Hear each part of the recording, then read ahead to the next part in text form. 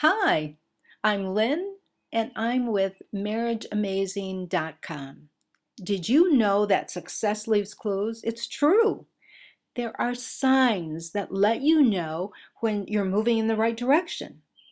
It's also true that when things are going downhill, they're clues, little signs that let you know that some type of correction is needed, that some type of change is needed, or there's something that needs to be altered so that the problem is corrected. The great news is that you can turn things around by being more aware of these clues and taking positive action to make some positive corrections. It's easy to correct problems when they're small and just starting out. So make sure that you don't overlook problems in your relationship, your marriage. Let's take a look at 4 signs that your marriage is in trouble. What's so significant about these 4 clues or 4 signs is that most people don't find these behaviors alarming. Most people don't think that these behaviors represent a problem in their marriage. So let's take a look at the first one.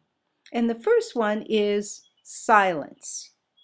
Now, if this is a problem in your marriage, most of the time you have nothing to say to your spouse and your spouse has nothing to say to you.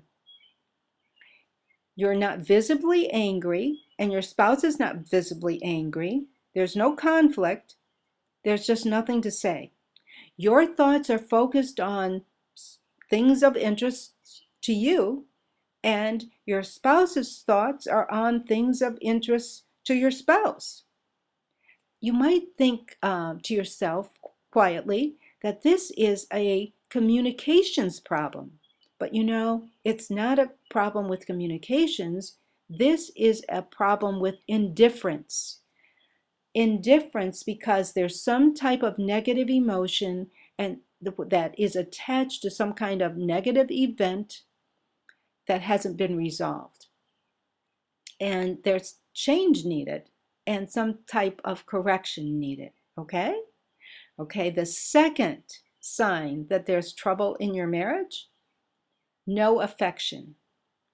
No hugs, no kisses, no affection. This actually means that there's no intimacy in your marriage. There's no intimacy in your marriage. However, the two spouses in a marriage may not be, giving each other affection, and they might not want affection from one another. However, hugs and kisses are reserved for other family members, such as children or parents or grandparents or aunts and uncles. You might think, well, that's strange. Well, it shouldn't occur that your affection is only for other people, not for your spouse. So you might be thinking, oh, this is a problem with affection. But this is not a problem with affection. This is predominantly a problem with unforgiveness. Unforgiveness that's attached to some type of negative emotion, that's attached to some type of negative event. And it needs to be in some way addressed and, discussed, and some kind of change needs to occur. Now, the third type or sign of a problem in the marriage, or in your marriage, or in a marriage, is separate vacations. And this is quite interesting because sometimes a couple will go on vacation with another couple or other couples, and they'll have fun and enjoy, the vacation. Or sometimes a couple will take other family members along on a vacation and they'll have fun and they will enjoy the vacation. However, the couple never goes on a vacation alone, with one another.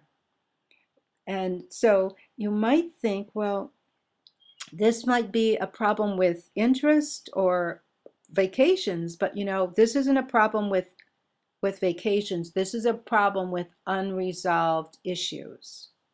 Now, let's take a look at the fourth sign that there's trouble in a marriage, separate activities.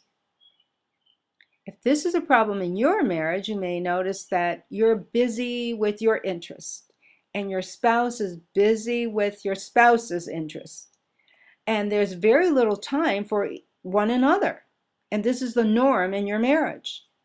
You don't seem to miss activities with your spouse, and your spouse certainly doesn't seem to miss any activities with you. You both go your separate ways and enjoy your separate interests. So you might think, oh, well, maybe we're not compatible. Maybe that's the issue. But, usually that's not the issue. Usually avoidance is the problem. Avoidance. Each spouse trying to avoid the other spouse by being busy with other things. And there's some kind of problem issues. Well, at this point, since we've discussed the 4 signs that a marriage is in trouble, I want you to know, on a positive note, that you can turn your marriage around. You can have an amazing marriage. You deserve an amazing marriage. An amazing marriage is possible for you. And so I'm hoping that you will visit marriageamazing.com and that you will consider our training programs and seminars. Good luck.